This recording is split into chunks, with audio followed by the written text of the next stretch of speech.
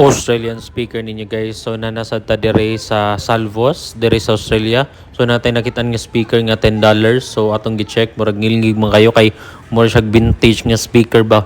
Wood iyang style nga speaker, then iyangan kay Melody. So ato din gi-check sa Amazon kung tagpila, kung goods ba rin nga budol.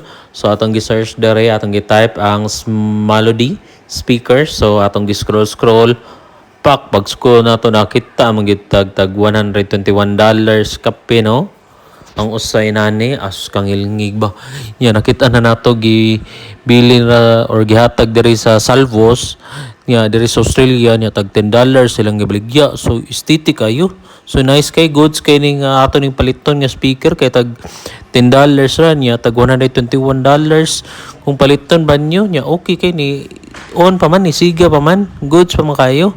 So ato ning paliton guys, goods kini nga speakers vintage nya ayos kayo, ayos kini nga budol. So napa siya box nga kuyog nya narao okay pa kayo, then napa say wire nga kuyog niya yung charger. So goods